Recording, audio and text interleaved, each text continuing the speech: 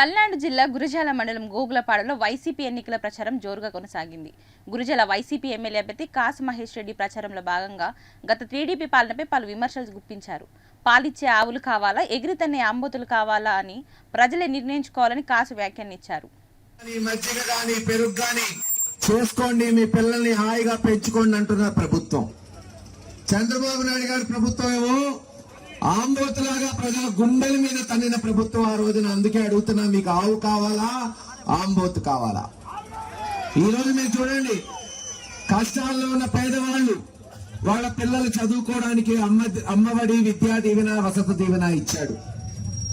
అది తీసేవా, గుడ్డ తీసి ఇచ్చాడు.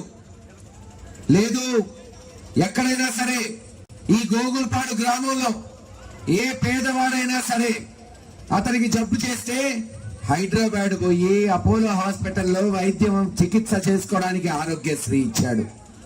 ఈరోజు రైతులకు పెట్టుబడి కింద రైతు భరోసా ఇచ్చి ఆదుకున్నాడు.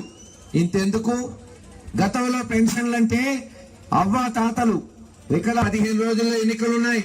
ఇందాక నేను చెప్పినట్టు మీకు హాయిగా చల్లగా పాలిచ్చే ఆవు కావాలా, ఎగిరిదిన్న అంబోతు కావాలా, మీరే నిర్ణయించుకోండి. జగన్మోహన్ రెడ్డి గారిని గెలిపించారా, ఆ ఆవు మిమ్మల్ని కాపాడిద్ది, మిమ్మల్ని హాయిగా చూసుకునిద్ది, మీ బిడ్డల్ని కాపాడి చల్లగా చూసుకునిద్ది అని తెలియజేసుకుంటున్నాను. ఏది ఏమైనా ఖచ్చితంగా గోగులపాడులో ప్రతి ఇంటికి నీళ్ళిచ్చి, ఇంకా కావాలంటే చచ్చు ఇందాకే చూశాను, పునాది అయిపోయింది, స్లాబ్ లెవెల్ వచ్చింది.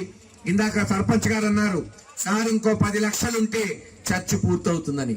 అమ్మా నేను చెప్తున్నా, సర్పంచ్ గారు 10 లక్షలు ఇవ్వడం, 20 లక్షలు ఇచ్చి చర్చి పూర్తి చేద్దాం. మన ఎస్సీ సోదరుల కొరకు ఆ చర్చిని ఒక